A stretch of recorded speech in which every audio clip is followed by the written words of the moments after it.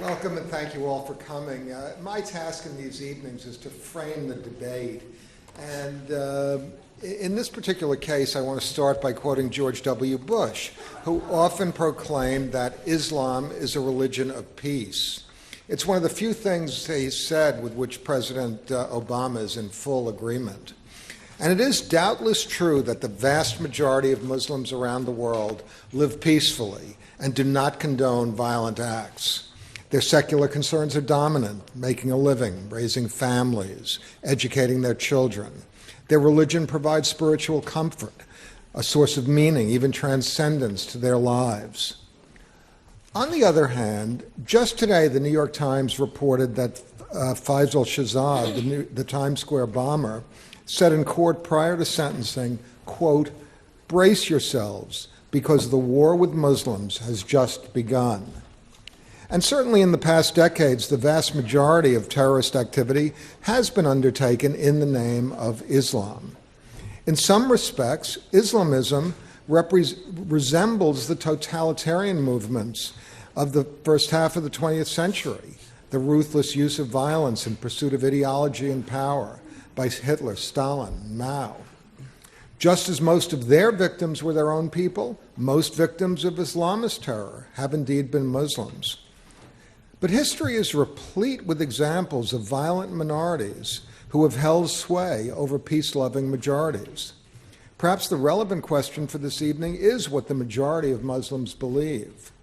But perhaps it is whether Islam, viewed as an ideological force, is in direct opposition to Western interests and Western values. Should we respect Islam as a religion of peace, or should we accept Samuel Huntington's view that we are engaged in a clash of civilizations? Or might this be a false dichotomy?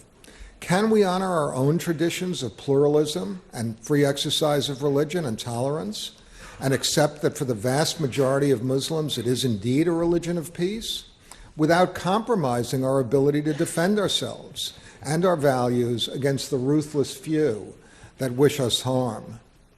Well, these are subtle and complex questions, and we've assembled an extraordinary panel of experts this evening to explore them.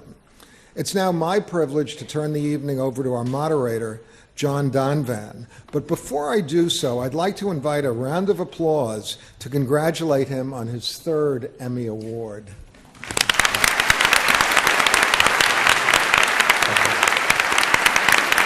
Thank you. And I was going to ask for another round of applause for Robert Rosenkranz, and there it is. Welcome, everyone, to another debate from Intelligence Squared US. I'm John Donvan of ABC News, and once again, it is my honor to act as moderator as the four debaters you see sharing this stage with me here at the Skirball Center for the Performing Arts at New York University. Four debaters, 2 against 2, will be debating this motion: Islam is a religion of peace. Now, this is a debate. There will be winners and losers, and you, our audience, will be acting as the judges. By the time this debate has ended, you will have been asked to vote twice, once before and once again after the debate, on where you stand on this motion, and the team that has changed the most minds will be declared our winner. So let's go to the preliminary vote. If you go to the keypads on your seat, our motion is Islam is a religion of peace. If you are for the motion, press number 1. If you are against the motion, press number 2. If you are undecided, press number 3.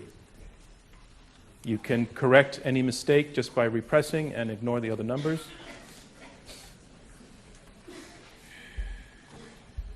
And we will present the results of both votes for you at the end of the evening. And that's how we will know who our winner is. So, opening round, I'm going to put it this way. Round 1 is opening statements by each side, 7 minutes in turn, and I would like to begin by introducing our first speaker for the motion, Islam is a religion of peace. I'd like to introduce Zeba Khan, the only American on our panel and quite possibly the youngest debater ever to take part in an Intelligence Squared US debate. Welcome, Zeba. I know that I first became aware of you when the Washington Post was running a reality game show to name America's next pundit. They had 1,400 entrants, and what place did you come in? They had 4,800 entrants, actually. 4,800. And you came in? I came in second. Second. Well, look where you are now. Ladies and gentlemen, Zeba Khan. Thank you. I want to express my deepest gratitude to Mr. Rosenkranz and the Intelligence Squared Forum for allowing me to speak tonight alongside such well-known and far more distinguished co-panelists. This is particularly an honor for me because, let's be honest, I haven't written a book. I'm not a regular on national TV or radio. What I have is my story. I am a Muslim American woman born and raised in Toledo, Ohio, by two very loving Indian Muslim parents. My sister, brother, and I were raised in a middle-class American home. We went to mosque on Sundays, attended Sunday school classes, and prayed the community prayer with our community of Pakistanis, Lebanese, and Syrian Muslims. When I was in high school, our mosque president was a woman who did not wear a headscarf. And it may come as a surprise to some of you, but for the entirety of my life, men and women have prayed side by side at our mosque, and both can enter the prayer hall using the same door. My parents are both very religious people, but they express their faith in different ways. My father emphasizes the devotional, and he tends to spend his time praying and reciting the Quran, whereas my mother emphasizes a more constructive approach. She uses community service and volunteering to express hers. But what they both share is fundamental Islamic principles. First and foremost, seek knowledge. They urge their children, all three of us, to question, to have critical minds, and to doubt. They wanted us to engage fully with our faith and to question everything.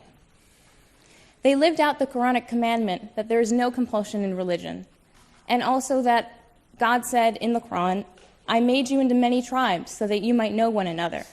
And as such, they enrolled me and my siblings in a Hebrew day school for 9 years, where we learned Hebrew, read the Torah, and prayed in a synagogue almost every morning. They always wanted us to learn about other faiths, and they always made sure that we knew the difference, though, between Islam and Judaism. But they always made sure we also respected our Jewish sisters and brothers in faith. My story is just one of 1.5 billion stories in some 57 countries. The Muslim population is one of the most diverse and eclectic in the world. We are Sunnis, we're Shias, and even in the Shia tradition, there are Zaydis, Ismailis, Ithna Asharis. There are numerous madhabs or schools of thought and Sufi mystic orders. Like Christians and Jews, Muslims can be observant, non-observant, reformist, humanist, secularist, extremist, mainstream, and there are even some Muslims who consider themselves culturally Muslim but are actually atheist. Now, the motion for you tonight is asking you to determine whether Islam is a religion of peace. And at first blush, that might seem a bit tricky to decide. After all, the Quran and the Hadith have verses in them that point to peace and justice and love. But there are other verses that are about violence and about violence against specific people. So how then do we reconcile these seemingly contradictory verses? How then do we decide whether Islam is a religion of peace? The only way to answer that question is to take an honest look at the people who practice the faith and how they interpret it. According to Gallup's groundbreaking study on what 1 billion Muslims think, 93% of Muslims around the world are peaceful mainstream Muslims. 7% are what Gallup terms as politically radicalized. And within that 7%, there's a smaller percent that has succumbed to the use of violence. Any percent is too much, but we must remember that the violent minority of a minority are motivated by politics, not religion. As Gallup concluded, what distinguishes the politically radicalized Muslims from the mainstream Muslims is their politics, not their piety. Robert Pape, a University of Chicago political scientist, further confirmed this in his book Dying to Win, in which he came to the same conclusion, that the actions of terrorists are politically motivated, not through religion. The Tamil Tigers, for example, which are predominantly a Hindu group, used and pioneered the use of suicide bombing, did so for secessionist reasons, not for religious goals. Our opponents would have you believe that there's a take-all, no-winners clash between Islam and the West, and that Muslims who try to balance their Western values and Islam arrive at a state of cognitive dissonance and are left either mute or crazy by this internal struggle. That description doesn't resonate for me, or for my family, or for my friends, or for my community, because those two aspects of our identity were never in conflict with each other and were never introduced to us as in conflict with each other. I didn't realize that there were people out there who wondered whether Muslims like me existed or could exist until after 9/11. Let me be clear. There are some horrifically violent criminals out there who twist our faith to justify their hate and their violence. But I'm here to tell you they don't speak for Islam. Mohammed Hamdani, a first responder who died on 9/11, speaks for Islam. Hassan Askari, a Brooklyn Muslim who stepped in on the subway and saved a complete stranger who was being physically attacked because he was Jewish, he speaks for Islam. Zainab Sulby, through her organization Women for Women International, has assisted over 250,000 women across the world. She speaks for Islam. And the entire Muslim community of India, who, when the authorities asked them to take the militants who attacked Mumbai in 2008, said resoundingly and collectively, no, we will not let the terrorists be buried with us. The media and those who profit from the narrative of Islam versus the West are never going to tell you my story or the stories of these Muslims who constitute the vast majority of Muslims around the world. But just because you may not hear us, it doesn't mean we're not speaking out. And just because you may not see us on TV, it doesn't mean we don't exist. If you vote against the motion, I would argue you're voting against the moderate voices of mainstream Islam and telling the terrorists that you agree with their version. I urge you to vote for the motion. Thank you. Thank you, Zeba Khan. Our motion is Islam is a religion of peace. You have heard the opening statement in support of this motion. Now to speak first against the motion that Islam is a religion of peace, I'd like to introduce Ayaan Hirsi Ali, a very, very well-known dissident, born in Somalia, fled to the Netherlands where she was a member of the parliament, the Dutch parliament. Now she's in the United States, once again on a case of asylum because, Ayaan? Well, because I had to live with, basically, I was afraid for my life. Ladies and gentlemen. In the 21st century, in a free country. Ladies and gentlemen, Ayaan Hirsi Ali.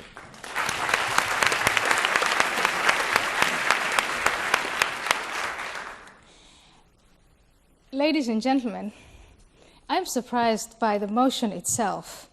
When I first had it, it reminded me of the academic question, how many angels can dance on the head of a pin?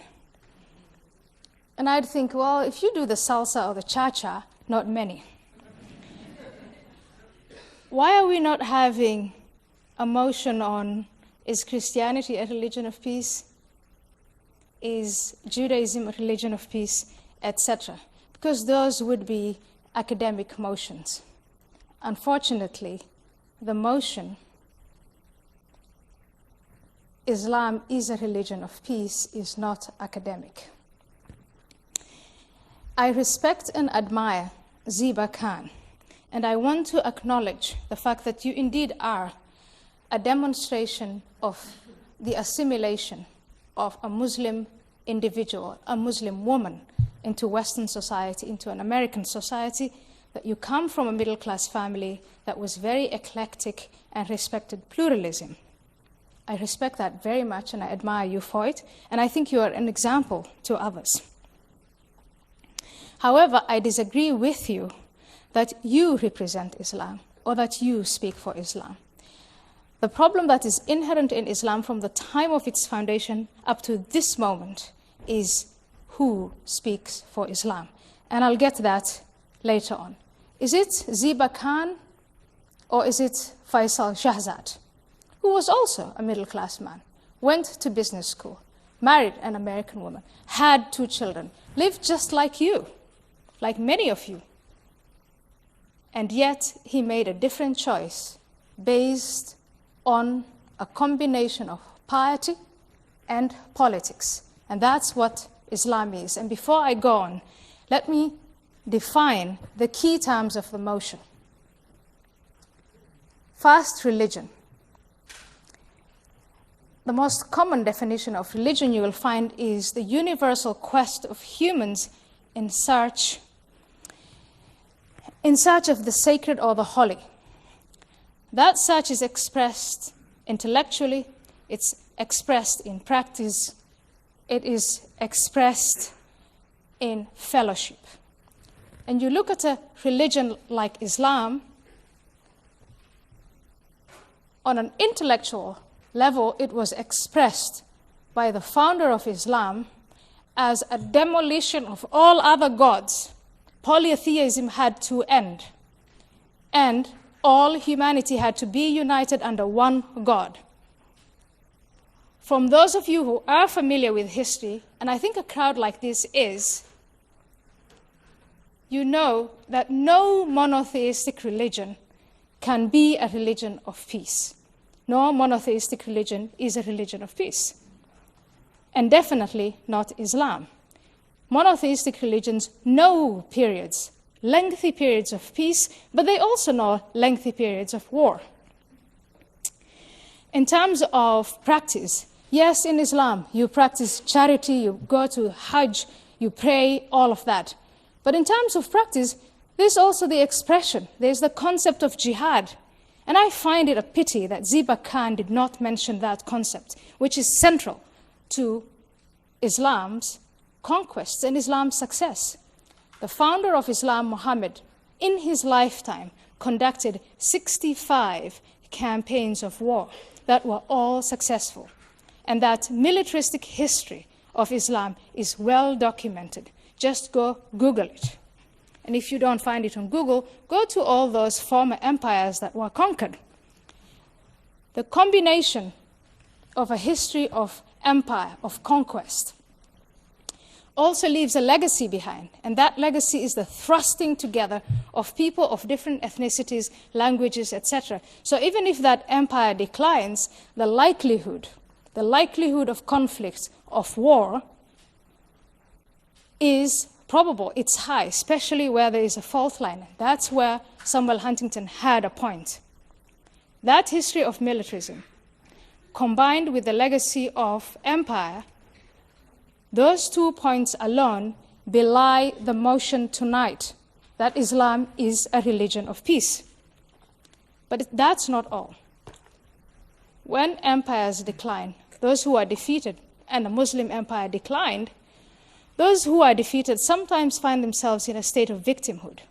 That state of victimhood is exploited by the leadership or those self-appointed leaders of Islam. And what do you see? You see a number of people, and I concede it's a minority, who believe that Islam is under siege. A mentality of victimhood tells those who are conquered, who are vanquished, that the problem was caused by external powers, not by us, and that systematic denial within Islam after the 19th century to blame only outsiders, exempt Islam from blame, from the explanation, what went wrong. Yes, it was external. Yes, Muslims were humiliated. Yes, they were conquered. Yes, they were colonized. But how much was also because of the flaws of Islam? And that takes me to the point of absolutism. When the West went into its scientific revolution, why wasn't it Muslims? Muslims were the first scientists, arithmetic, logic, etc. They were great. Why didn't they get into that scientific revolution? Why were they left behind? Was it only because of external factors, or were there internal flaws? That combination of a status of victimhood and the absolutism, the demand that you can never revise or reflect on the Quran, that you can never, ever refute what Muhammad said, you can only follow his example. That absolutism, combined with that status of victimhood, is also enlarges the likelihood of conflict. And those two combined, like the other two factors, Ayaan belie... Hirsi, your time is up. Thank you. That belies the motion. I'll keep my last two factors for the time I have remaining. Thank you.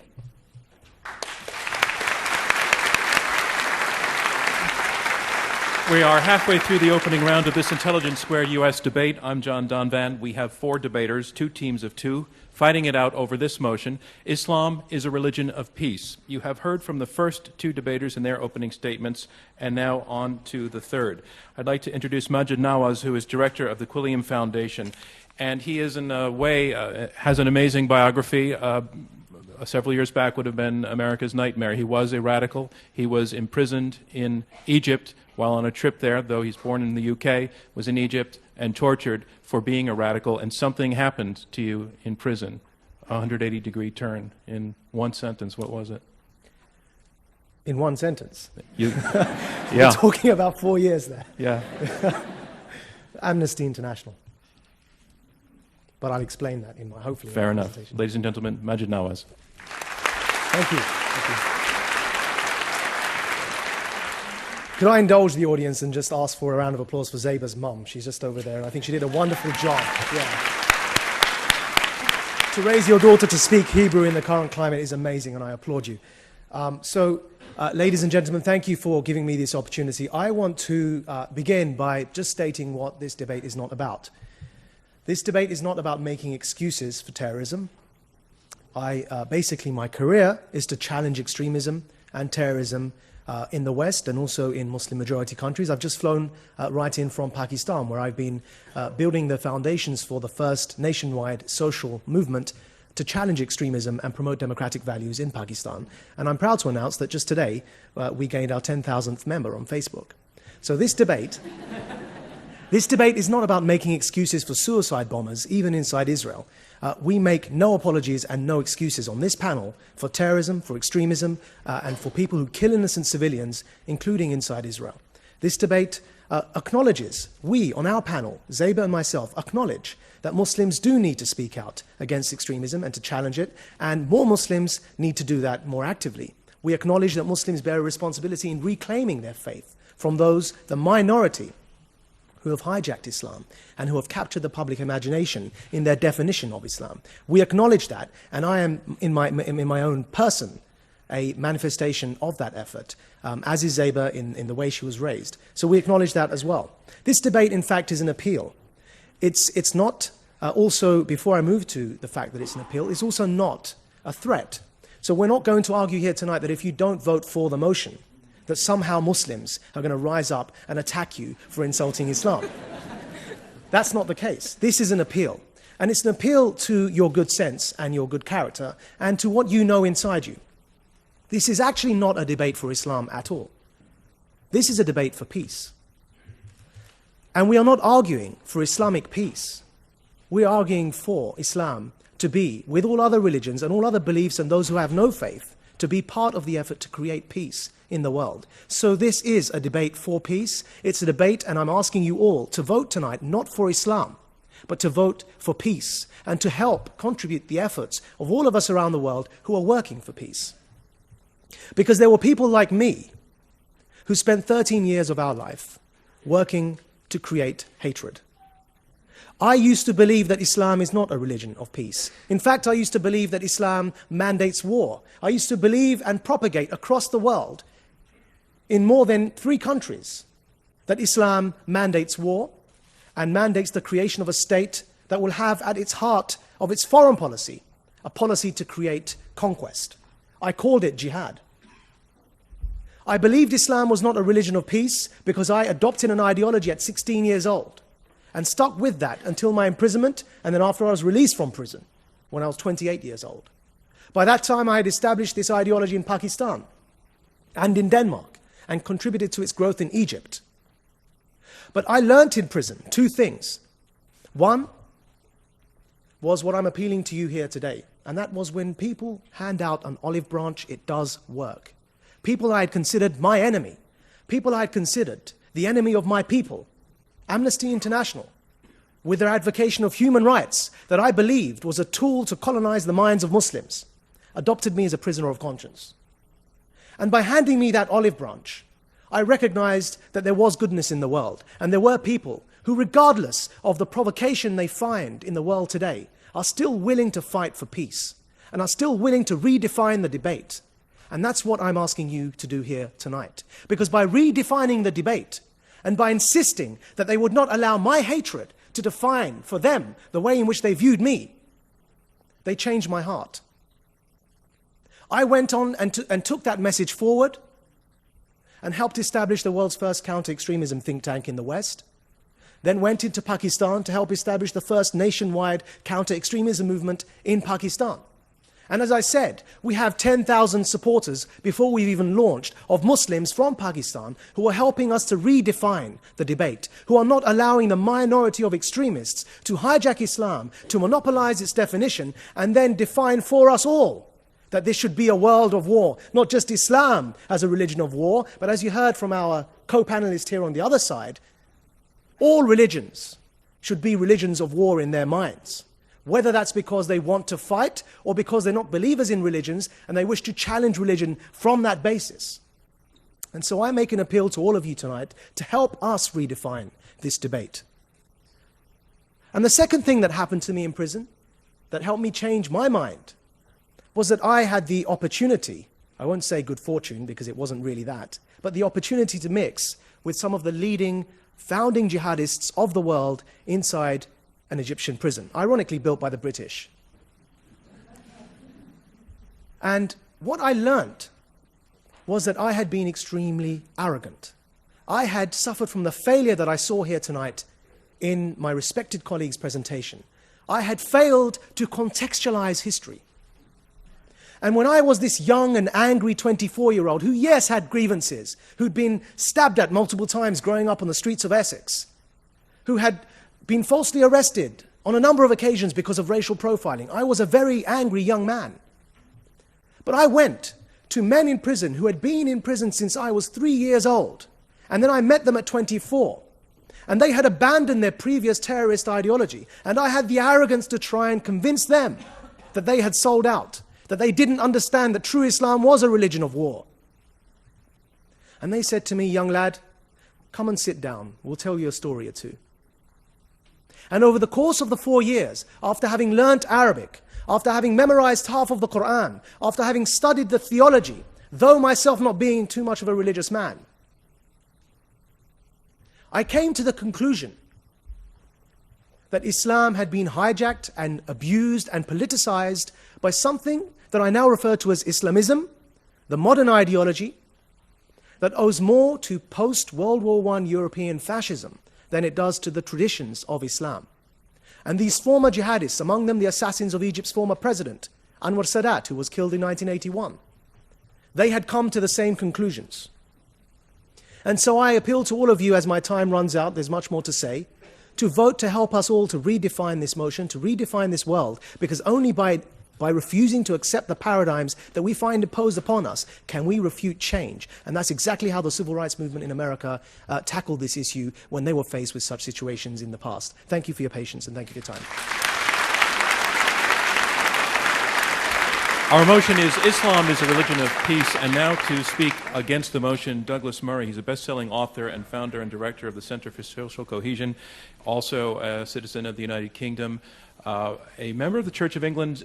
Until recently, you said that your study of the Quran, you said this in print, made you an atheist. That's right. I said Muhammad made me an atheist.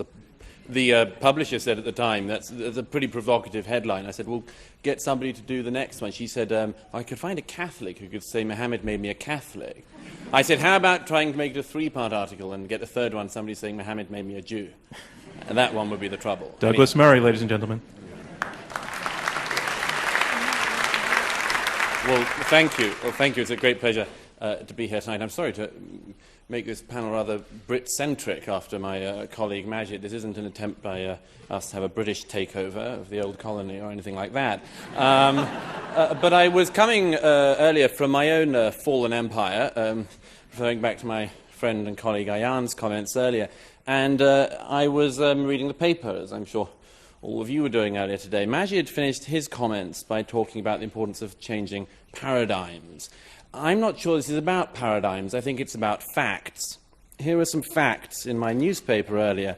The Times Square bomber, of course, a man just up the road from here who tried to kill thousands of people. Only, by the way, didn't manage it because he set the 24-hour timing device to 7 a.m. instead of 7 p.m. 1900 hours was what it was meant to be. If he had have got that bit right, thousands of New Yorkers would have died earlier this year again. I see further in the paper 12 suspects arrested in France in a network trying to recruit people to go and fight American and other troops in Afghanistan. I turn to another page of the newspaper, and the city I've just flown off from this morning, a Muslim London Underground worker who was, had written to his wife, who was off to try to become a martyr for Allah, as he says. He says, more than anything, I wish Allah to grant me martyrdom. Ladies and gentlemen, we have to look at facts. We should also just quickly, if I may, refer something to the wording of tonight's debate. Ayan's already mentioned this, but I mean, let me put it this way. You're I'm sure, a liberal-minded New York audience, or at least I hope you are. We'll see. But I imagine that if the motion we had here tonight was Christianity is a religion of peace, we get to the Q&A, perhaps even before, and somebody would say, if the other side were arguing for that, somebody would say, what about the Crusades? What about that? And then there'd be some other clever clogs who'd say, what about that Florida pastor the other week? That was a nasty business. That's Christianity for you. If we'd had tonight, Judaism is a religion of peace, the other side were trying to argue that. Sure as anything. There'd be people popping up in the hall tonight saying, oh, there's this bit in one of the Old Testament books, really, really bad. All sorts of massacres going on. Why don't you talk about that? There might even be people trying to say that, that the argument that Judaism was a religion of peace couldn't be argued because people would say, look at what Israel is doing, and isn't that a direct response, and so on. So let's not have a debate about Islam and whether or not Islam is a religion of peace without talking about the facts to do with Islam. It's an absurd situation we're in, where nothing that anyone does whilst being Muslim is any responsibility of Islam's. Yet anything anyone does whilst being a Christian or a Jew is responsibility of all Christians, all Jews. Let's make this as straightforward as I can. Take the categorization that eminent scholars like Bernard Lewis, Ibn Waraq have made. Let's say Islam is a very, very complex thing. And the best way I can do this in the very short time I have is say you have 3 Islams. Islam 1, 2, and 3. Islam 1, the Quran and the life of Muhammad and the Hadith. Islam 2, the tradition of the Sharia. Islam 3, what Muslims do now. The first of those things, Islam, the Quran, and so on, is bad. It is bad. There is a lot of violence in it. And what's worse, the peaceful verses are superseded by the violent verses. The violent verses also, sadly, are more numerous in number. Then you've got the life of Muhammad. Again, a bad man. A very bad man, it has to be said. Not a great role model, if you look at it. Takes child brides, abuses a small girl, multiple wives, himself a warrior, himself a war criminal, himself beheads Jews. This, I would have thought, would be a signal of not great peacefulness. Then you've got the tradition of the Sharia. Again, not great peacefulness. Still, no schools of Sharia that people in this hall would want to submit to. And thirdly, what Muslims do now. Thankfully, there is some hope in that one. Because most Muslims, thank goodness, I almost said thank God, but old habits die hard. Most Muslims don't do what those texts say because they exercise their judgment as moral beings without having to refer to defunct holy books. Now look, I wish that Zebra and Majid were the spokespeople of Islam. It would be lovely, although in Majid's case it would have taken rather too long if everyone had to go for 14 years preaching the downfall of America and then said, no, not so much. But we are where we are. Anyhow, I wish they spoke for Islam. It would be great. But the fact is that tonight, the organisers of this debate asked a number of clerics. None of them would show. Specifically, they wouldn't show and debate against Ayaan Hirsi Ali. Myself, I don't think they cared. But But no, it's very interesting that they will not debate. Time and again, the actual leaders of your religion will not debate this. And you're left with people like we have here. The reason why is, of course, is that the leaders of the religion show such terrible lessons. It is not a small thing. It's not, as it were, a detail. It's not like a wacky Florida pastor. That you've got the largest Sunni state of Saudi Arabia, the most important Sunni state in the world, the most extraordinary closed prison of a society. It's not a detail, it's not a one-off nut job. The Shiite Republic of Iran is what it is, led by the people it's led by. That is not an accident, it's not a detail.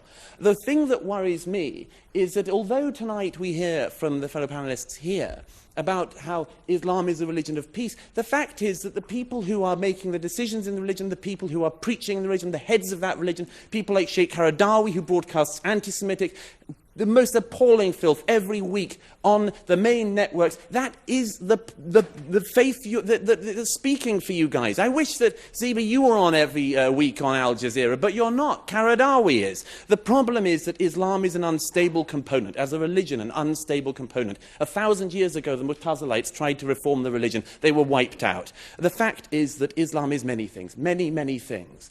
But to say it's a religion of peace is nonsense. It's to ignore reality. It's to ignore very difficult but necessary facts, not paradigms, but facts. To say that Islam is a religion of peace is to say something based entirely on hope. It's to elevate a hope into truth. And I hope, as you all know, history teaches us that's a very bad thing to do. Thank you. Thank you, Dr. Snow.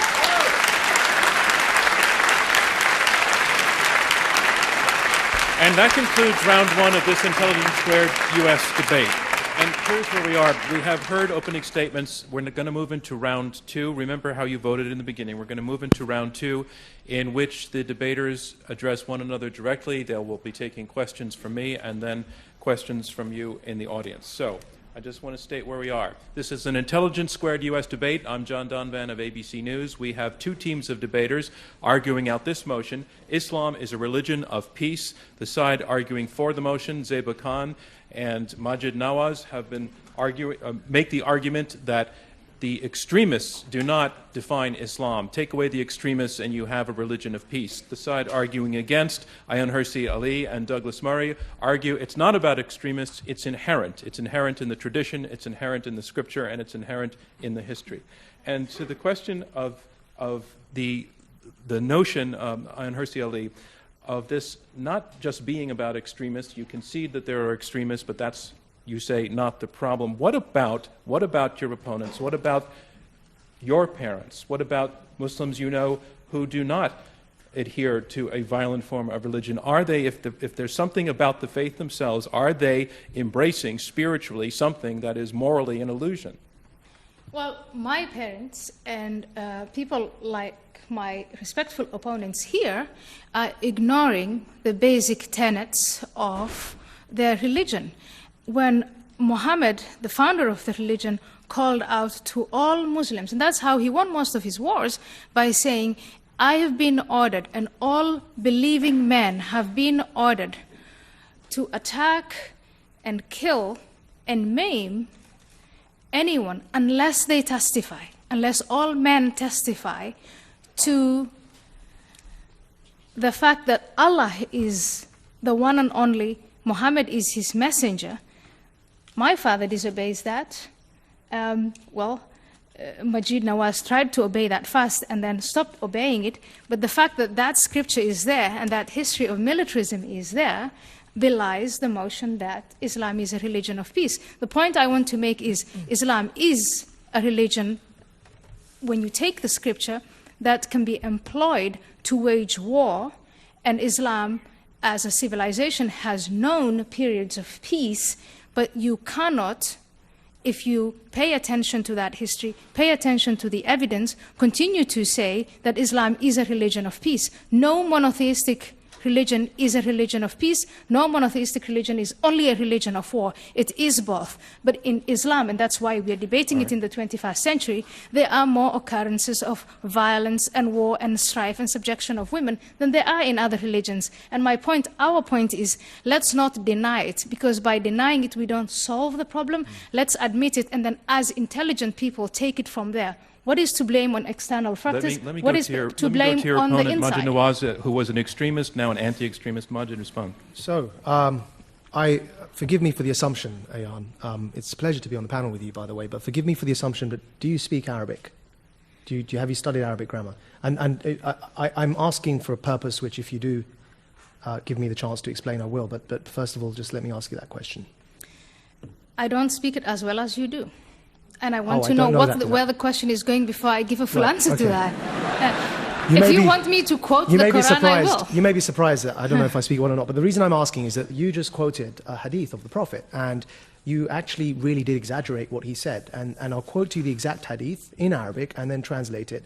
Now, what you quoted was, well, the hadith is "Umirtu an uqatil an-nasa 191 to hatta." 193. Wait, just let أمرت أن Majid أقاتل finish. الناس حتى يشهدوا أن لا إله إلا الله. Now, what you quoted and in the translation was kill and maim, and he went on and explained. Now, actually, uqatil means to fight. Now, I'm not saying that that's a good hadith. What I'm saying is when we're translating, let's try and be accurate. And that brings me to the point.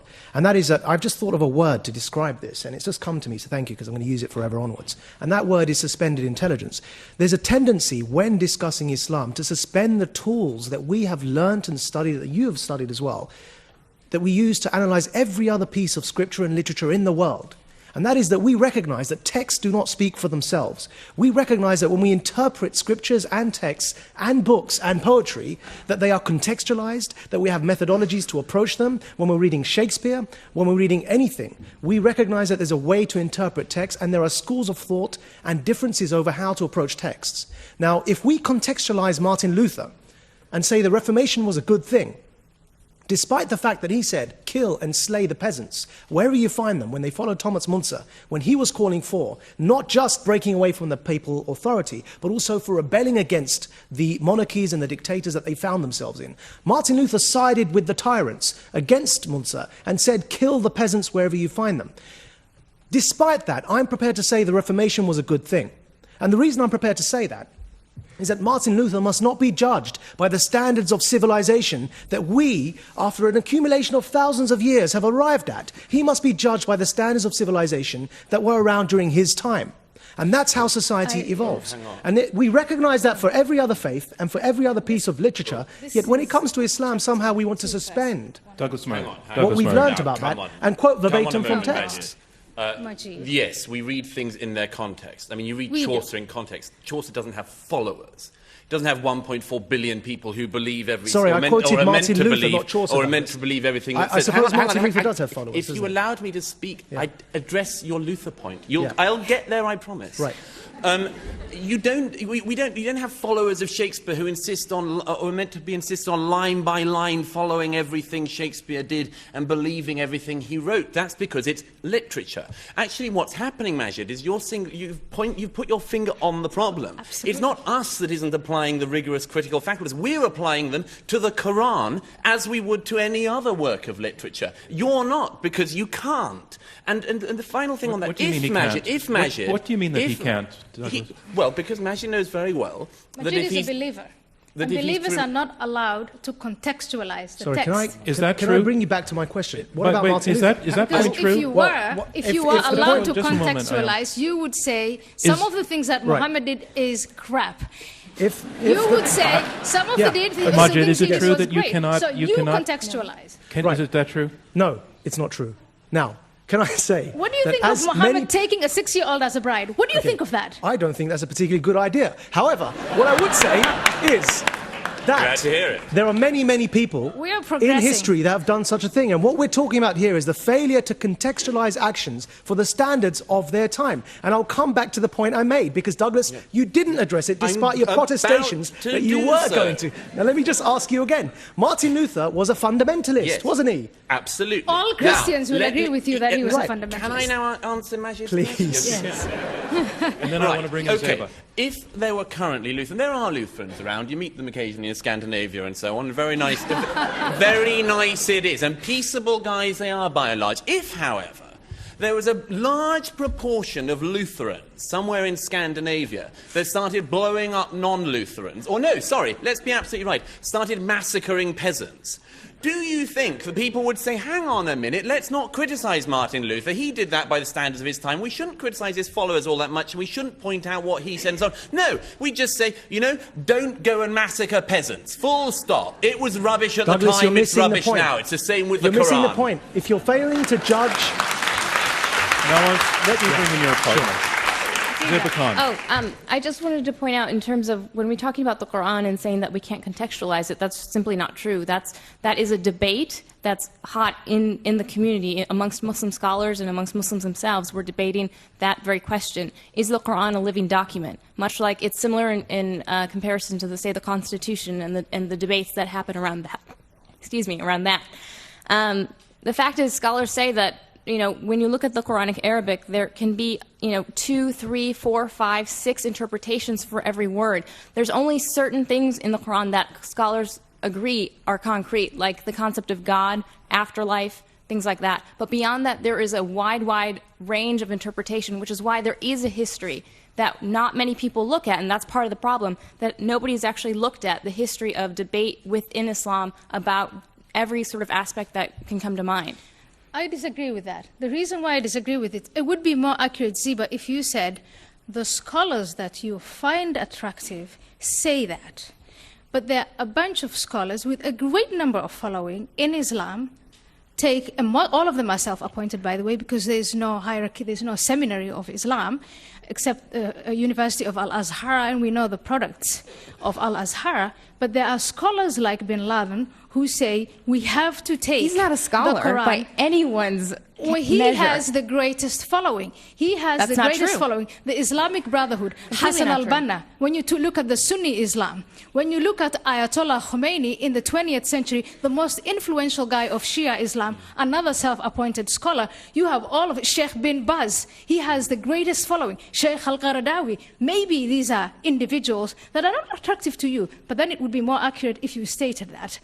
They are attractive to many Muslims, not thousands, but in the millions. And what they say, and that's why they're influential, is they challenge every single Muslim individual. Are you a true Muslim? If you are a true Muslim, you live by what the Quran dictates, you follow the example of the Prophet Muhammad. Their interpretation, and those though. scholars who insist on that are far more influential, far more powerful than you Ayan, you just soft-spoken, quoted- wonderful, cuddly scholars. Well, Majid Nawaz. so Ayan, you just quoted Bin Laden as a scholar and Hassan al-Banna as a scholar. Bin Laden, for those of you who don't know, is an engineer, a qualified engineer. So don't know him. Why Someone don't was you laughing. define who is a scholar? Don't know his history. He's a qualified engineer who comes from one of the richest construction families in Saudi Arabia and was educated in the elite private schools of Switzerland and Saudi Arabia. Hassan al-Banna that you referred to was a school teacher. And in fact, what you find common with all of the movements that you're worried about and that I'm worried about and we're all worried about are that they are founded by people who do not have a theological background. Now, for all we think of Al-Azhar and their very conservative views, Sheikh what bin we Baz. don't find is that Al-Azhar produces the likes of Bin Laden and Hassan al-Banna, or even Maududi, the founder of the Jamaat Islami in the Indian subcontinent. Maududi was a journalist.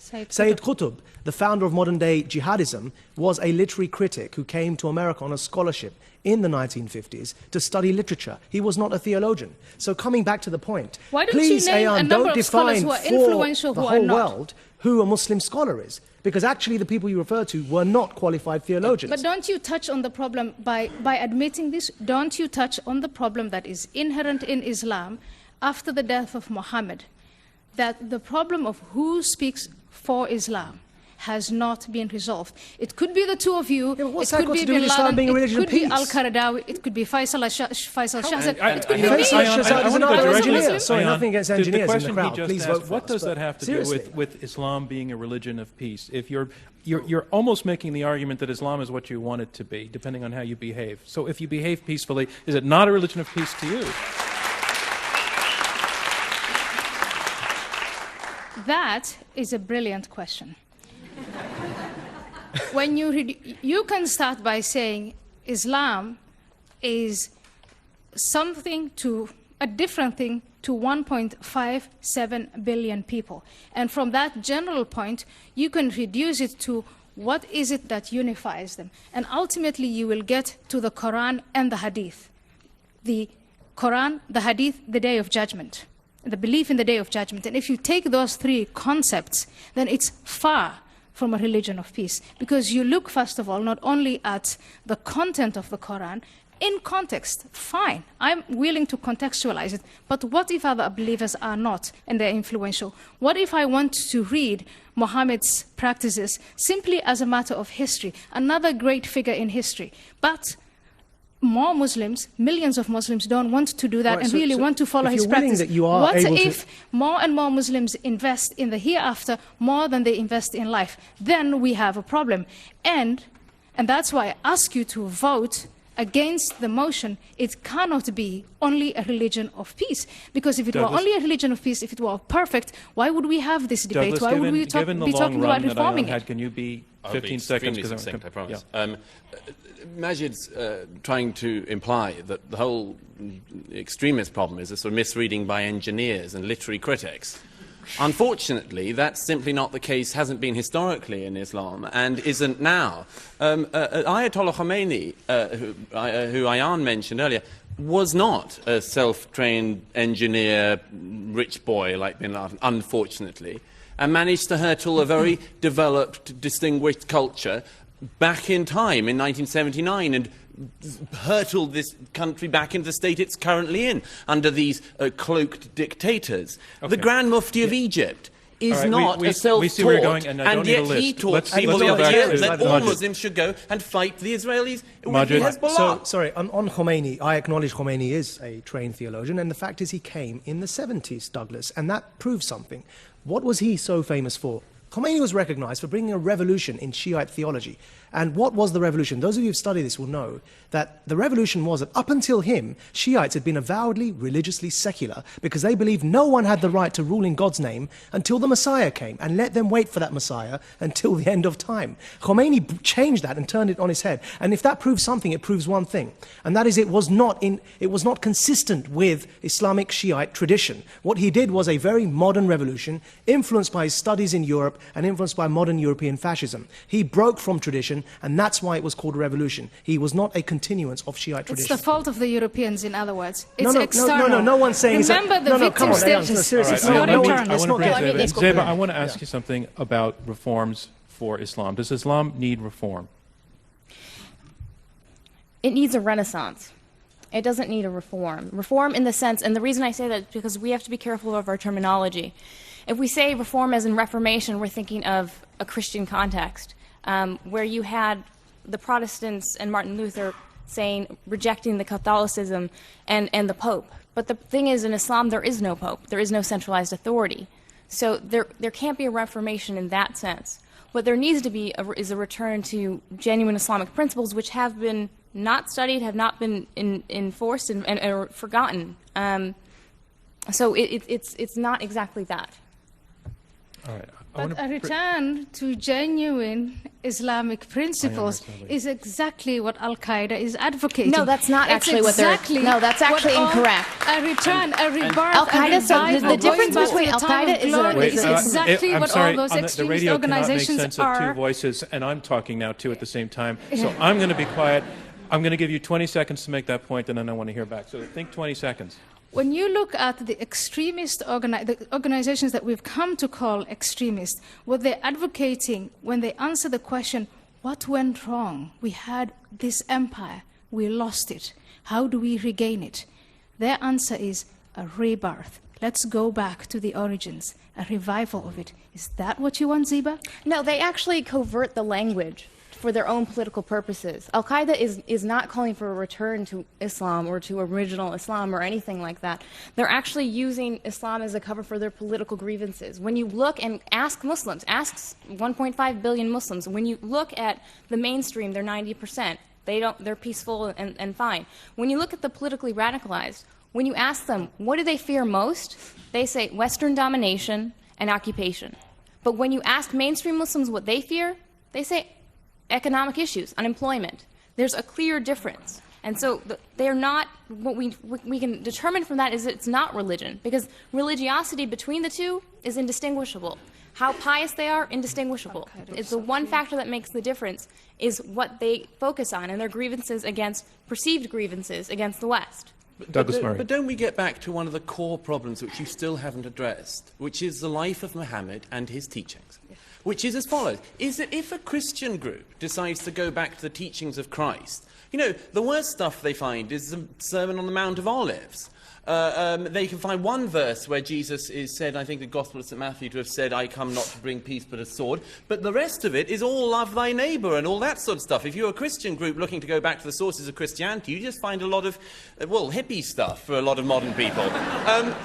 So what is it about this religion we're talking about tonight that you say is a religion of peace, that when people go back to the origins, they find a founder who was violent, teaching violence? See, this comes back to what you mean by people going back to the origins, and I refuse, as does Zeba, and as we're asking for all of you to do, is to refuse for Islam to be hijacked and monopolized by the bin Ladens of this world who want to tell you what it means to go back to the original sources. Now, if that was the case, then I ask you, why is it that in Bangladesh, where there was a free and fair election, the Islamist party lost roundly? They completely lost the elections. In Pakistan, where there were recent elections, the Islamist alliance in the north that came to prominence after the occupation of Afghanistan, they completely lost all their seats. So the Muslims in two of the most populous Muslim-majority countries in the world, as is the case in Indonesia, whenever they have a chance to vote, they do not vote for the Islamist extremists. And time again in elections across Muslim-majority states, they have proven that their interpretation of Islam, and they are the majority, is not the interpretation of Douglas, Ayan, and bin Laden. Now, I don't want to be in that camp. All right. I want to take a little break and move on to the topic and the status of women in Islam. I'm John Donvan of ABC News. This is an Intelligence Squared U.S. debate. We're at the Skirball Center for the Performing Arts in New York City. Our motion is Islam is a religion of peace. We have two teams of two arguing for the motion, Zeba Khan and Majid Nawaz, and arguing against the motion, Ayaan Hirsi Ali and Douglas Murray. Here in the West, one of the issues that is very complicated for people in coming to terms with what they think Islam is the status of women in Islam. I'd like to go to Zeba Khan. Take that on. You know what I'm talking about.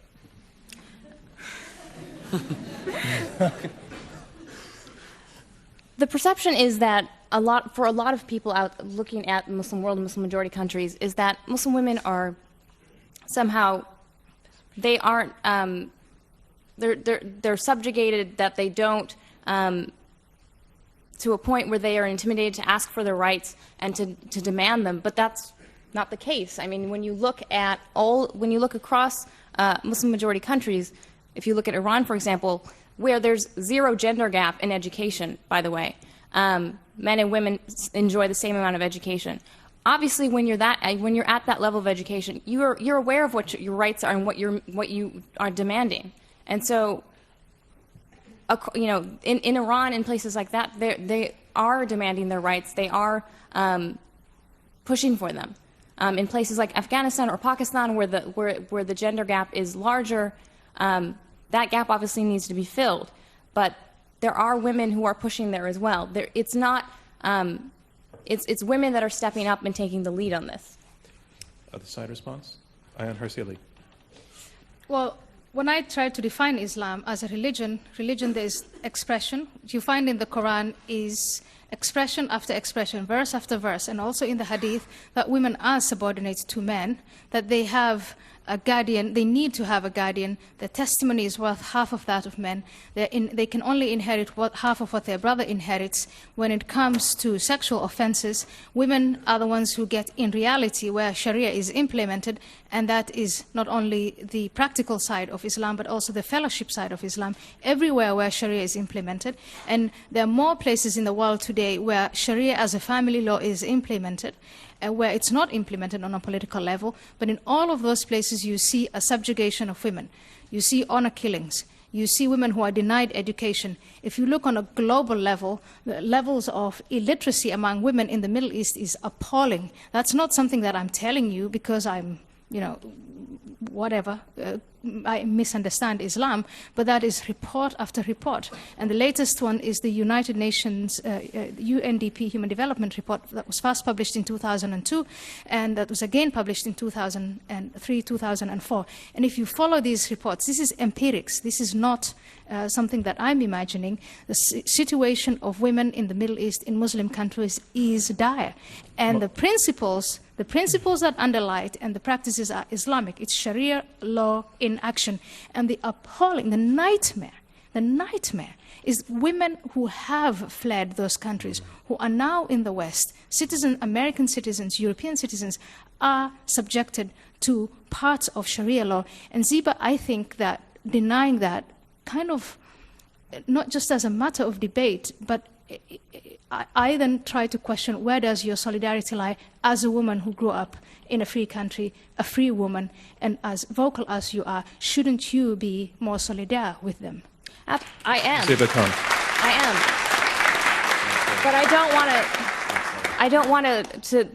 But I absolutely am, and as all women should be, and actually all human beings should, to demand the rights of equality. In fact, most Muslims want equal rights for the women in their societies. If it goes to, just go to the research, go to the polls, go to the research on what it says. When you ask men, should women have equal rights?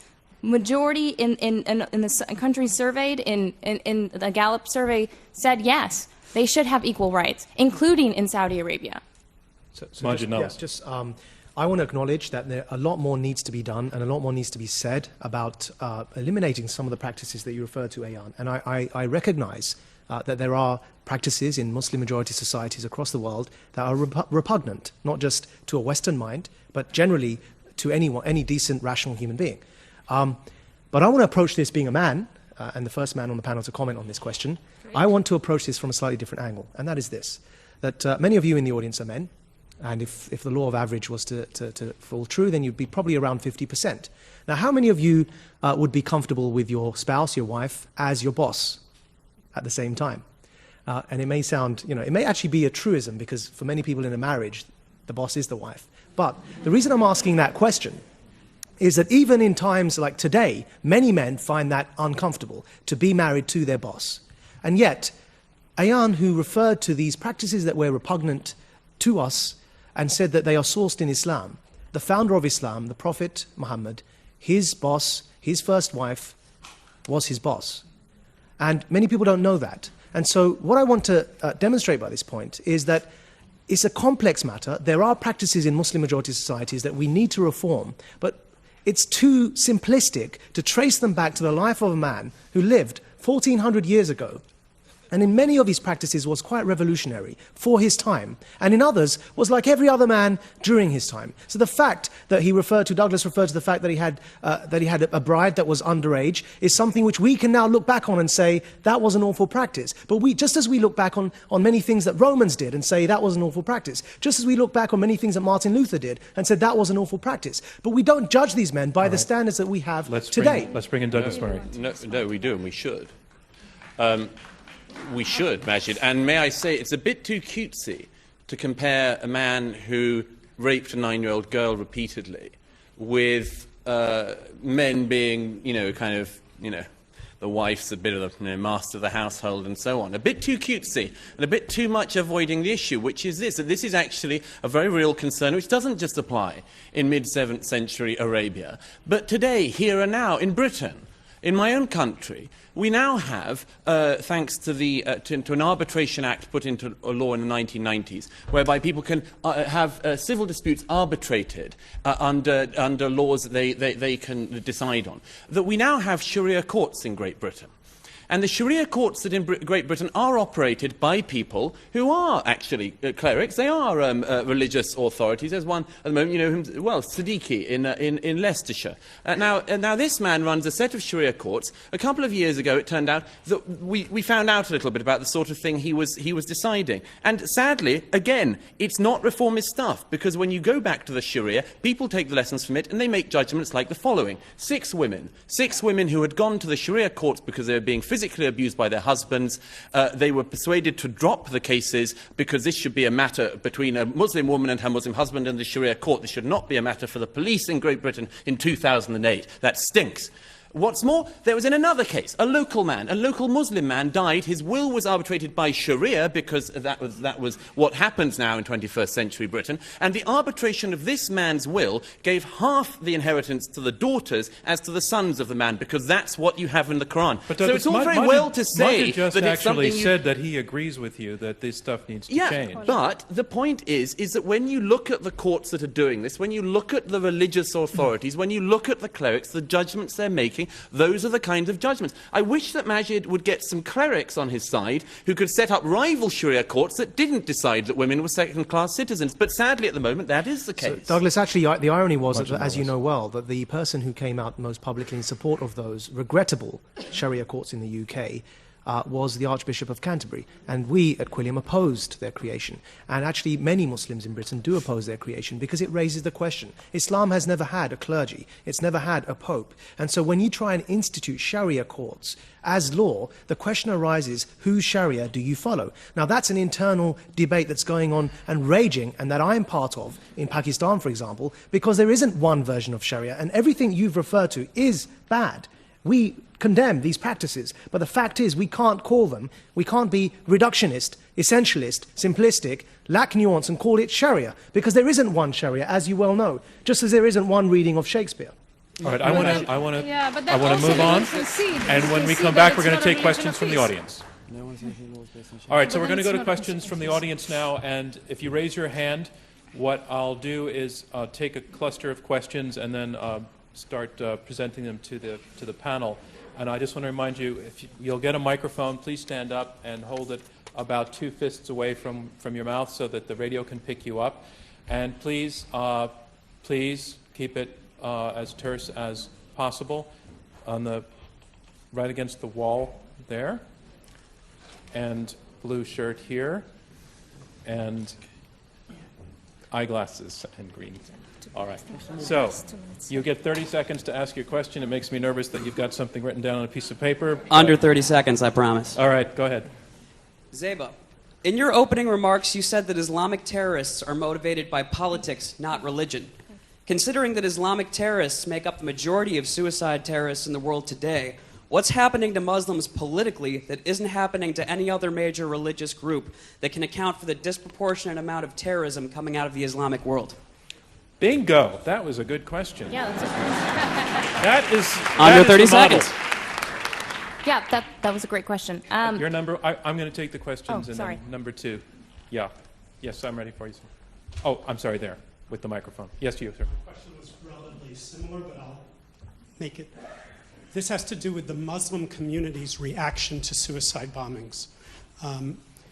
You stated there's 1.5 billion Muslims, and yet the silence of this community on suicide bombings, the justification, the rationalization, the wiggles from the community, from the religious community, from the Muslim states, Arab states and Muslim states, is something that in the West we find puzzling. How would the panelists react to that? Thank you. And third question? I hope this isn't too naive, but if Islam is not a religion of peace, is it possible for it to become one? That's a Wow, I think that's a great question, actually. I was trying to get at that with the reform issue, but I just think you put it far more eloquently. So I'm going to take all those questions because I thought they were all good. Zeba, do you want to take the response to the first one? Basically, why the preponderance of terrorism, the questioner is saying, is committed by Muslim extremists. Why are we not seeing that happening from other groups? So what I can't say is, I know that it's a complicated question. And so you have history involved, you have different factors that contribute to the answer. What I can say for sure, just based on looking at the studies that come out, is that the level of religiosity, the level of piety of violence, of terrorists, compared to mainstream Muslims, is virtually, there's no difference. So it's literally, when you ask them how practicing they are, how often do they attend services, things like that, it's literally the same. So that can't be the distinguishing factor. What we do know, as I mentioned earlier, is when you ask them, the one big difference is when you ask them what they fear the most. And they say their perceived idea of Western domination, which is very similar to what we hear from our opposition, a perceived fear of Islamic domination. And so when you compare that to the mainstream, who just want to get a job. Would the other side like to respond to that question as well? Or to the answer that you heard? And if not, we'll move on. Well, I'll move on. Okay. Can I just add something? Sure. No, Sorry. There's also, I think, just to add something, that the preponderance has a lot to do with the spread of a certain ideology that I refer to as Islamism that has arisen in the post-colonial context and that was exported to the Middle East through geopolitics. Now, what happened was that there was a need for a cause to resist against colonialism. And Britain was a secular liberal country. The cause, the ideology that the Arabs adopted who were resisting, initially it was Arab socialism, Baathism, and that morphed into Islamism, which owes much of its origins to Arab socialism. And so what we find is that the spread of this ideology, pretty much like how post-World War I Europe, with the identity crisis that emerged after the Weimar Republic, led to the growth of fascism in Europe, with fascism in Italy, Nazism in Germany, and totalitarian Stalinism in the USSR, we see the same thing playing out post-empire in the Middle East. So what it's related to is the spread of this ideology that has hijacked the minds of many young Muslims. And yes, Muslims need to do more to challenge this ideology. We are trying to convince them of that, but this is a very modern phenomenon. I remind you, Khomeini is a modern phenomenon, and he created a revolution where he flipped Shiite theology on its head, as are the others. Bin Laden, Sayyid Qutb, they are all modern phenomena. Okay, Majid, you have awakened the other side on this topic. Yes, because Should have kept my mouth shut. Ayaan Hirsi Ali. Majid, what you're saying is Islamism is invented by the British. Islamism has nothing to do with Islam. External, external, external. Those poor Muslims who are seduced with the Quran and the activities of Muhammad, their own culture, their own convictions, their own history, they have, they are only the victims. Ideas inspire. Ideas unite. Ideas people bring together. And Muhammad succeeded first and foremost in uniting a disparate Bedouin desert Arab group of people. And they unified and they conquered. And when it worked, it was all Islam. When Muslims were successful, when they conquered lands, it was all great. It was Islam. Now that we're faced with this problem, it's Islamism, and it was created by the British Empire. Well, I just want the other side. I don't think we will ever be able to address this issue if we systematically refuse to acknowledge, and that is what that side of the panel is doing. So let me finish it. Yeah. To systematically refuse to acknowledge the flaws of Islam. I grew up as a Muslim. I left Islam. Why did I do it? Because I couldn't hide away from the blemishes. And I believe we can improve that. I can believe we can inspire young Muslims and the youth bulge. There are millions and millions of young Muslim men under the age of 30.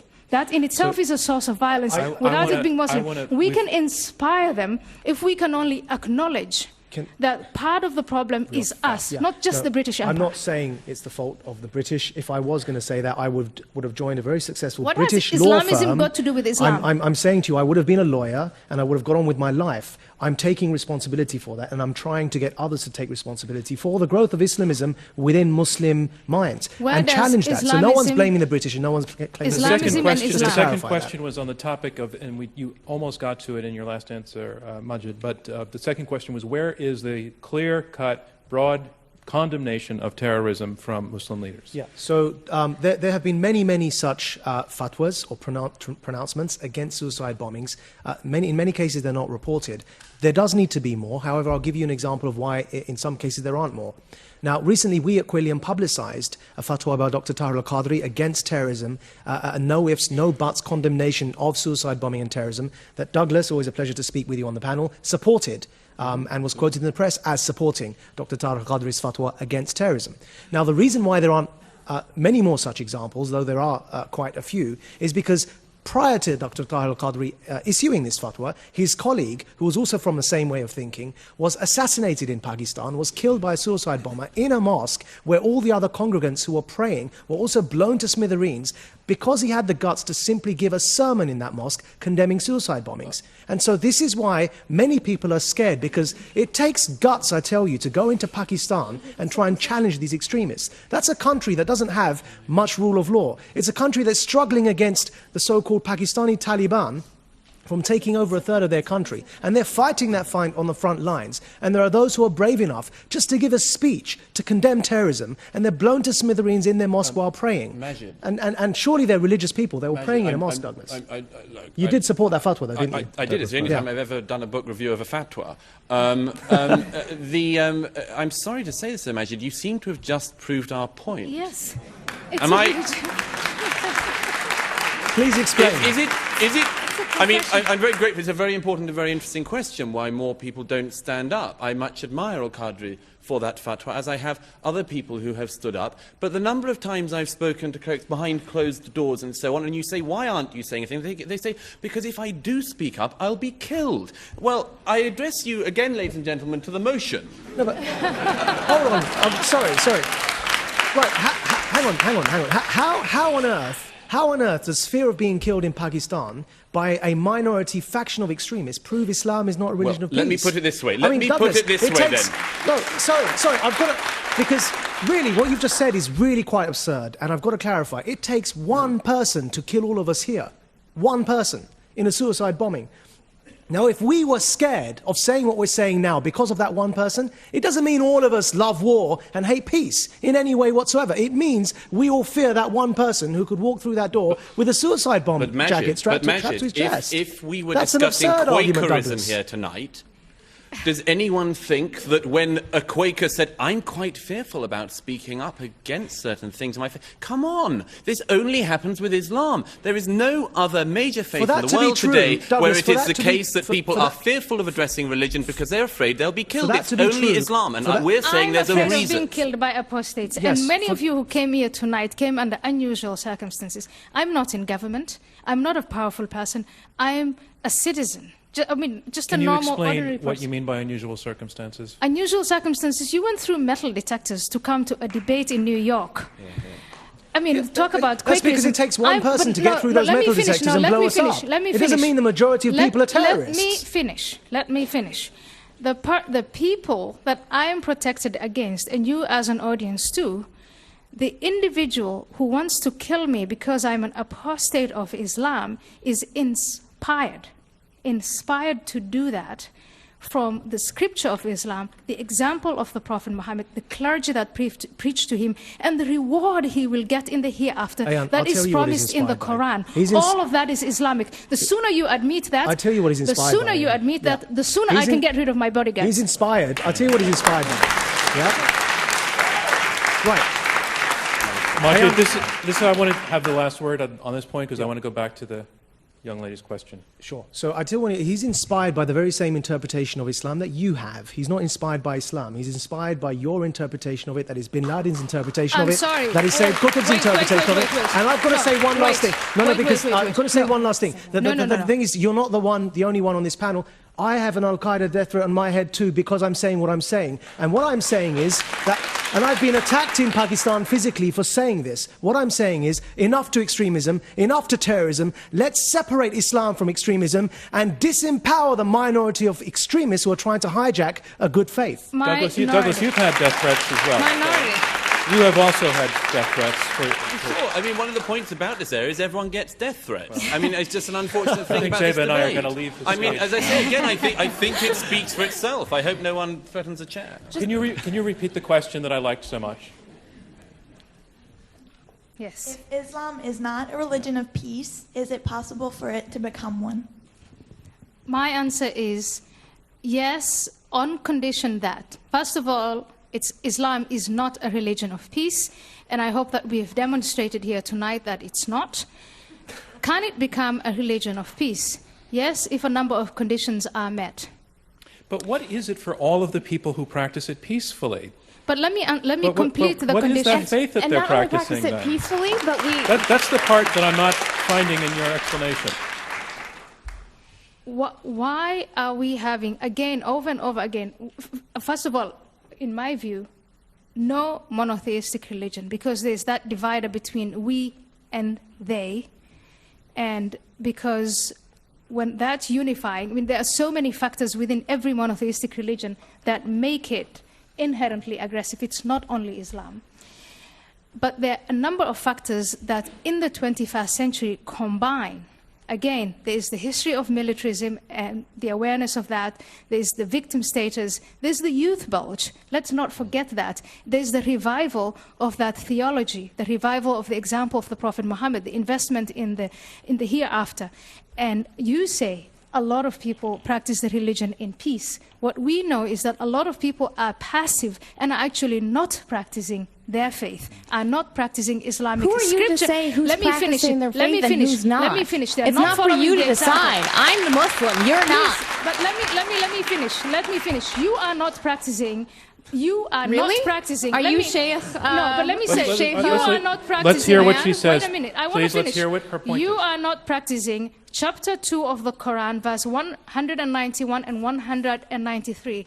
And slay them wherever you find them, and drive them out of places whence they drove you out, for persecution of Muslims is worse than the slaughter of the non-believers. Chapter 2, let there be no compulsion in religion. Yeah. Chapter so, 2, okay. to Well, in each that- community okay, great. which is I given love that. direction as it follows, all of you compete in the performance of good Which This deeds. could go on So for a which very long point? time. We have so many verses. So that's not Let me say, a but that reliable proves my argument. point. Well, let's that have one proves person my speak point. at a time, and If you you will come read back. the peaceful, Ayan, if you start again, because I was talking. that proves my point. If you read from the Quran and you say it's a religion of no compulsion, and you believe that that verse is practiced by a person like you, you will concede that there are other Muslims who will read the verse that I just quoted and be inspired to engage in acts of violence. And by the way, the verse that you just read, it has a latter part that says, except the unbelievers. Sure, I'm sure every part does, and I can look at the Old Testament. But and I New Testament wanted the to same complete way. the answer to the question. Let Zeba answer this.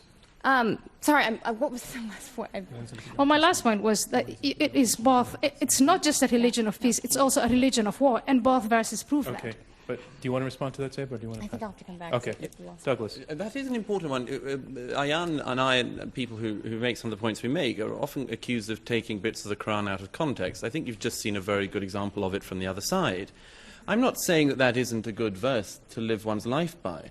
One cannot just simply quote the verse about there being no compulsion in religion as And though you it can't doesn't quote have the other ones either a without follow-on. context. It has As a though follow-on. it doesn't So have a do those follow-on, and ones. as Ayan has just showed you, As it does has a those follow-on. ones. So I think this gets back to the very important question the lady halfway back there made, which is whether or not this can be a religion of peace. I believe it can be. And when I said earlier there are three types of Islam I identified, I said the first one, the scriptures, the life of Muhammad and so on, bad. Second one, Sharia, interpretations, bad. But thirdly, the way Muslims live their lives today, in this country and countries like it, that is our source for hope. And the source of hope for that is that they individually use, like many people do religion. I'm not a religious person, Ayan isn't either. But we recognize the fact that people of religious faith have the right to that faith, should practice that faith, should have no fear of practicing that faith. There's no problem with this. But it's a private matter, and one which people come to very strange private arrangements about. And I just wanted to add this, which is that if those people are going to be able to reform that faith into the religion of peace you're talking about, then yes, we would be the first people to encourage them. But if we're going to have that debate, as I hope we've shown tonight, it has to start with honesty. Let's It do one has more to round start of with questions. frankness. Donna, do we have time for one more round? Yeah. So I'm going to do it again. I would love to hear from an audience member who is a member of the Muslim community. Absolutely. Yeah. If you feel like speaking. And not that I'm profiling, but I saw a lot of blonde people raising their hands. And again, I realize it's a complex world. Jihad Jane was That blonde. kind of profiling is allowed. All right, I'm going to take something from the left. Yes, blonde person, you can go. Anybody from the... Yeah, okay, go ahead. And then on the right side, yes, okay. Ma'am, I see you. Yep. So, again, remember that way that great question was phrased? That's how you do it. So, for those in favor of the motion, my question is, what she just read from the Quran. You know, you expressed that you didn't agree with it, and clearly, you know, you're interpreting the religion as you will, and in a very peaceful way, which is great. But do you ignore those parts? How do you react to it? You said there were multiple ways, just like we interpret the Constitution, there are multiple ways to interpret what the Quran is saying. I just want to know exactly how you interpret that chapter she just read to us. Thank you. To that end, I happen to be Roman Catholic, but my wife is Israeli, and my son just went through his bar mitzvah. There was some pretty spicy stuff in Leviticus. Sure. Yeah. Sure. But then I had no Catholicism went through the Reformation and Enlightenment. Yes. Hello, I'm from Pakistan. I'm a Muslim from Pakistan, and I just want to comment on the suicide bombings. There's one almost every week. And if you feel that as a nation, after being destroyed repeatedly since 9/11, we would still be sympathetic to extremist sentiments when two of my students were killed in suicide bombings. But what is your question? My question is, I want you to consider what the value of socio-economic, cultural factors, political dictatorships.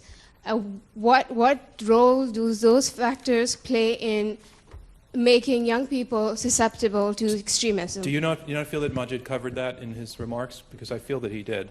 Well, I don't think the audience understands. Let me put it on hold then, and then the third person. I have a question for Ayan Hirsi Ali. I'm a Muslim woman, and she was referring to the subjugation of women. This has to do with the subjugation of women. I'm from India, and my question is, if women are not educated, in a lot of Muslim countries, that's the problem, that women are not educated. And when they're not educated, they don't know what their rights are. And so they're not going to demand their rights. That's the whole point in not educating half the population. But my question to you is, what does that have to do with Islam? Because according to my understanding of the Quran, the first word that was revealed of the Quran to Prophet Muhammad was read. It had to do with education. And the Quran... So can you give me a question in one sentence? I know you can, so go for it. My question is, what does that have to do with Islam? Because the Quran doesn't say that, according to my understanding. The education, it doesn't say educate men, do not educate women. Nowhere in the Quran have I found that. Let's take that last question first, Ayan.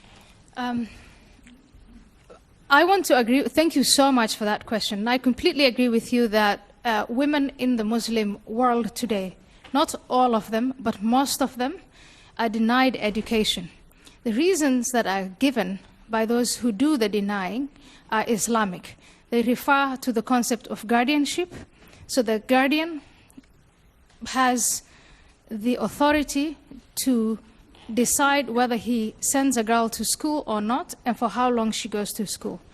The main reason in Muslim countries where girls are sent to school, Muslim communities where girls are sent to school, the main reason for pulling them out at the age of menstruation is the fear, the terror that they might lose their virginity. That modesty, sexual modesty that is demanded of girls, which at first it preceded Islam, it was a tribal Arab culture elevated to religion in Islam, where people find within the Quran that in the Hadith, that insistency on her virginity, on her being a virgin on the night of her wedding, that is one of the main reasons that is given. And if sexual emancipation were to occur within the Muslim world, and I want to challenge a guy like Majid Nawaz to take the forefront as a man by saying that you value a partner, a human being, more than her hymen, that would revolutionize Islam completely. It would take, girls would go to school, they would be independent, they would be able to articulate what their rights are, and more importantly, they could make Islam a religion of peace because they would bring their boys up to be employable, to be educated, and to renounce suicide, killings, and martyrdom. Uneducated mothers are mothers whose children, whose boys, bad guys can take advantage of. We're at the point where normally we move on to our third round. We have these two questions standing out there, and I'm going to extend with everybody's acceptance, a few minutes of this section tonight. Nobody seems to be leaving, and no one's asleep. Majid, if you can be very brief to that, and then I want to get to the last question. To be honest, I value a can of Diet Coke more than a hymen. I mean, really, everything's more valuable to me than a hymen, and especially a woman. So I really don't understand the point of your question there. But allow me to say, however, that every Muslim questioner from the audience today is not a true Muslim, and every one of you may be a Christian is not really a Christian, and any of you may be a Jew is not really a Jew, because I have the absolute monopoly of defining all three of those religions for all of you. And really the passages that, because I'm saying this because of the first question, and that is the passages that were referred to about fight them wherever you see them. Now the thing is really, the founding fathers of this great country who wrote the Constitution believed in slavery and were practicing slavery. Now, does that mean that we're going to define the whole of America and its Constitution by that practice? Or are we going to contextualize that practice and say that when they founded this country, slavery and abolishing slavery was not at the forefront of their minds, but later on it was abolished, and that's an achievement for this country. It's not something that defines this country. And so, likewise, these passages, yes, they can be used and they are used in a problematic way. And it's our responsibility, not just as Muslims, but as decent human beings, to go out there and challenge the abuse of these passages. But we must not forget that as with every other document in history, it had its context and it was abused. And now when we have gone ex post facto, we can look back to that and judge it with the very civilized standards that we've arrived at and say, that was wrong. Now, perhaps let me put I may be defined as uncivilized. I want to put the question as it was phrased to Zeba, which was, how do you filter out? Right, exactly. How do you filter that out? How do I interpret is what you're asking? Despite what our opposition says, I do have that right. And basically, I look at my faith. I'm sorry, who asked the question? Oh, okay. I look at my faith and the way I was raised with core Islamic principles, which is how my family raised me and that I determined as an adult were correct, which is compassion and tolerance and plurality and strength and diversity, because we are a diverse population. There are as many interpretations of Islam as there are people. And so the other point I want to make to that is that there are clergy and clerics who are who do stress this. I mean, if you look at 2005, at the Iman message, where 200 Muslim scholars from 50 countries stressed a re-emphasis of Islam's core values of compassion, mutual respect, acceptance, freedom of religion. There is precedent for this, not just for me as a layperson, but from the clergy as well, to reassert these lost, in some areas, lost values. Douglas Murray. I do have to. This is a very, very complex one, but this has to be said. Majid's just given the comparison with the founding fathers, and there has to be some clarity about this. This country rightly reveres your founding fathers, but you don't think that their word was immutable or unchangeable. Yeah. You don't believe. I don't think that anyone in this room who criticised Mr. Jefferson now here tonight will be declared an anti-American apostate who can be fit for slaughter. The problem that our opponents have to address, is that in a religion which is based on the idea that the Quran was dictated direct by God to Muhammad, and that therefore if you are criticizing the Quran or throwing out bits or pulling it apart, like most Christians and Jews have come to that stage, but pretty much you pick a mix with your holy scriptures, and it's quite a good, humane way around it. But with Islam, if this is the revealed word of God, revealed, it has to be said, as it was shown again earlier tonight, in a particularly obscure and unreadable dialect, which, if it was meant to be understood by the whole of the world, it's a bad place to start. If this were the case, then, as I say, we come back to this problem. The founding fathers said many great things and did some bad things, but you are not committed as Americans not to criticize the bad things they did, and this is a problem our opponents are going to have to address. And that concludes round 2 of our debate. So here's where we are. We are about to hear brief closing statements from each debater. They will be 2 minutes each, and this is their last chance to change your minds and to respond to some of what's been said over the last hour. You will be asked to vote once again and to pick the winner just a few minutes from now. But first, on to round 3, closing statements. Our motion is Islam is a religion of peace. And speaking first against the motion, Ayaan Hirsi Ali, a resident scholar at the American Enterprise Institute and a critic of fundamentalist Islam. Islam is not a religion of peace, and I woke up to the facts on the 11th of September 2001. Perhaps I should have woken up to the facts earlier, but I admit that I did that then at that time. Talking to people of my faith, Islam, and my friends, and discussing with them, I remember all kinds of fallacious arguments, but I remember one consistent thing, and that was to exempt Islam from any criticism. It was culture, it wasn't Islam. But a religion is born in a culture, and if that culture is not peaceful, then that religion is not peaceful. I was told it's politics. We've heard it tonight many times. It's not the religion. But Islam not only has a pious dimension, but it also has a political dimension, a complex system of laws, a political philosophy on how society should be organized. And if you look at that political system, it's anything but peaceful. What emancipated me from the order to submit my will completely to Allah, which in practice means the concentration of power in the hands of a few, was to learn to think critically, the Enlightenment.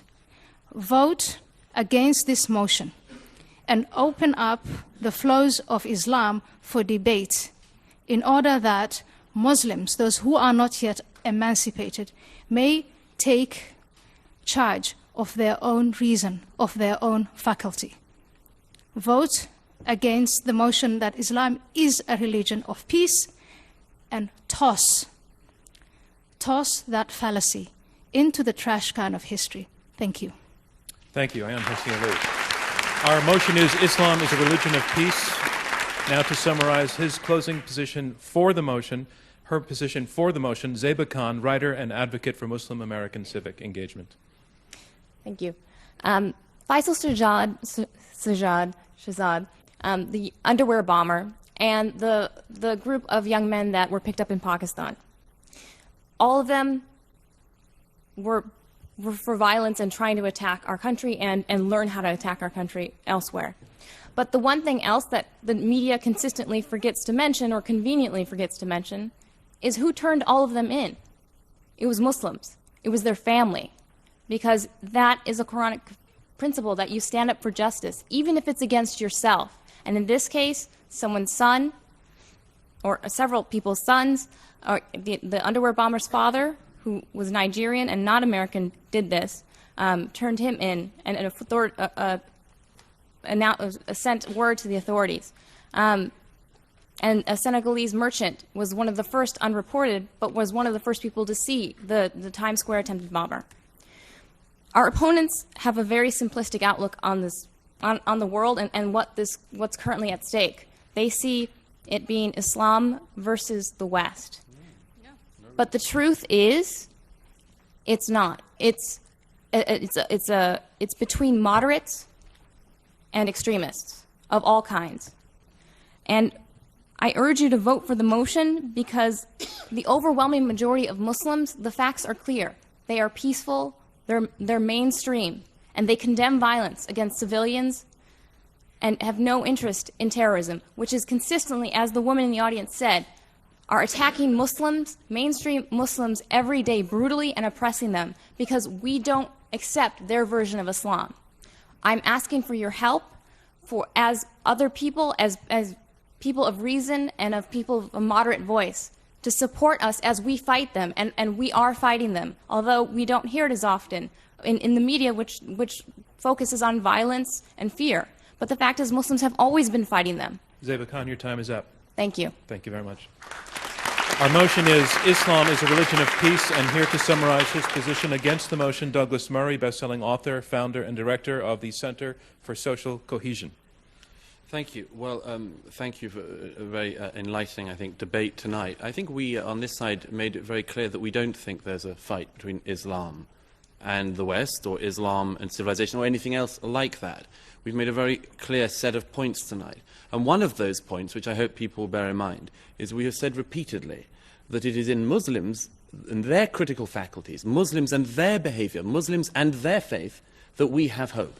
And it is in people like you that we have hope for the future. And if the motion were that Islam a century from now could be a religion of peace, and people would be quoting Ziba and Majid and seminal moments like this, and that they had learned, well, that would be terrific. But at the moment, tonight, you're being asked to vote on whether Islam is now a religion of peace. Is Islam a religion of peace? I think it is very clear that it is not. This does not mean, of course it doesn't mean, that Muslims are all violent. We would never make that point. We never have made that point. Nor does it mean that there isn't hope in the future. Nor does it mean that we have to have continual clashes till the end of time. But it means we have to start by being honest. We have to be frank about what we see in Islamic history, in Islamic conquests, and in Islamic scripts. We have to be frank about that. In societies which Islam dominated, conquered, and subdued the peoples in the Middle Ages, people who were not Muslims were sometimes allowed to remain in those societies, but they were allowed to do so only by having second-class status, dhimmi status. I would ask you tonight, ladies and gentlemen, not to be dhimmis, not to have second-class status, not to vote for things because you think it's polite or because you think you have to say them, but because you think they're true. On that basis, the idea you could vote for the motion tonight is absurd. Islam is palpably, demonstrably, evidently not a religion of peace. Vote against this motion. Thank you. Thank you. Our motion is Islam is a religion of peace, and our final speaker to argue for the motion that Islam is a religion of peace, Maajid Nawaz, director of the Quilliam Foundation and formerly a member of a radical Islamist party. Thank you. Right, so I'm not going to ask you to be polite. I would dread to think that that's why you'd vote for the motion. In fact, what I'd like to do is give you 4 reasons to vote, basically 4 reasons why the panel's arguments are incorrect and 4 reasons then to vote for the motion. And as for the failure of the panel, I think number 1 is that there's a failure to contextualize. As I've tried to say time and time again, there's a failure to contextualize history and texts and sources, and there's an intellectual suspension that occurs when discussing Islam that simply doesn't occur when discussing the Constitution or any other piece of literature or writing.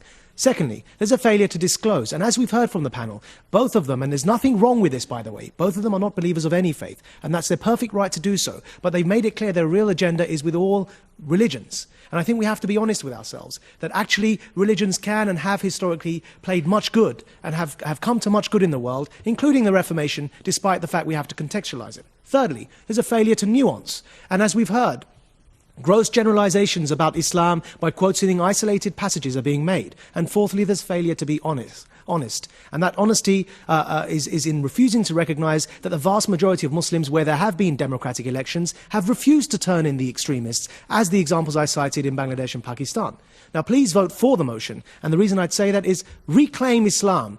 Don't let the minority hijack it. Yes, even for those of you who are not Muslims, reclaim it because it's a faith like all other faiths that does need to be redefined in current times. Secondly, vote for peace. This is not a vote for Islam. It's a vote for peace, and I'm sure all of us want peace. And thirdly, I'd say, help the confused Muslims in the world, the faction, the minority, the young minds, like I was, who are confused, help them make up their minds by giving them guidance, by giving them an olive branch, and voting for peace tonight. And finally, I'd say that even if you're unsure, even if you think Islam is not a religion for peace, I would ask all of you here tonight to vote, as we've heard the admission from the other panel, it can be a religion of peace, so vote for what you'd like Islam to be. If you'd like Islam to be a religion of peace, vote for it. Thank you. Thank you. Maajid Nawaz. And that concludes our closing statements, and now it's time to learn which side you feel has argued the best. Sorry? Against all religions. I just wanted to object Okay. to that.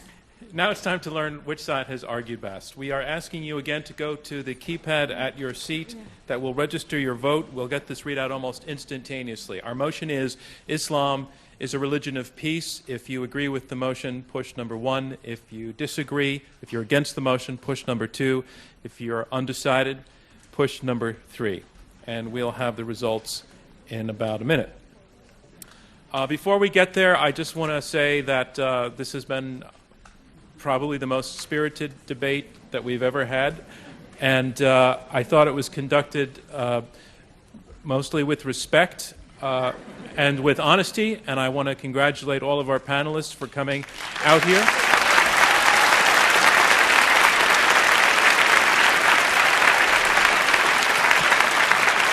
I want to thank you and our audience. The questions were all excellent, including, ma'am, the one that I didn't get to. I apologize, but it was a time issue. But the questions were terrific, and I want to thank all of you for coming through the metal detectors, which were a metaphor, in a way, for the situation that we're in and the reason that we're debating this topic. But you should give yourselves a round of applause for being here and for taking part in this tonight. I want to let you know that our next debate will be on Tuesday, the 26th of October. The motion then is Big Government is Stifling the American Spirit. Panelists for the motion are former Texas Senator and Vice Chairman at UBS Investment Bank Phil Gramm, and Art Laffer, a former Reagan economic advisor who is known as the father of supply-side economics. Against the motion, NYU Stern Business School professor Nouriel Roubini, and Laura Tyson, who is a professor at the Haas School of Business at the University of California in Berkeley and a member of President Obama's Economic Recovery Advisory Board. Individual tickets are still available. You can get them by going to our website and also upstairs at the Skirball box office. Intelligence Squared US is now on Twitter.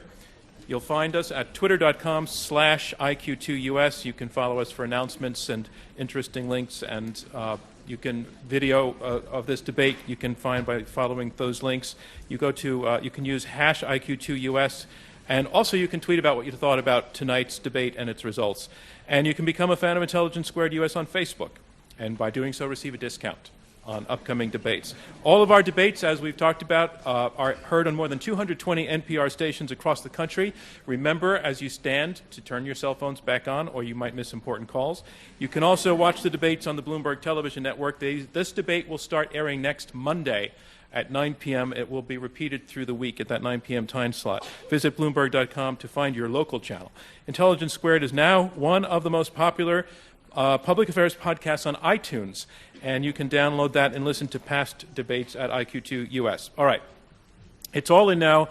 I've been given the results. Remember, the team that changes the most minds is declared our winner, and here it is. Our motion is Islam is a religion of peace. Before the debate, 41% were for the motion, 25% were against, and 34% were undecided. After the debate, 36% are for the motion, 55% against, 9% undecided. The side against the motion wins. Congratulations to them. Thank you from me, John Donvan, and Intelligence Squared US.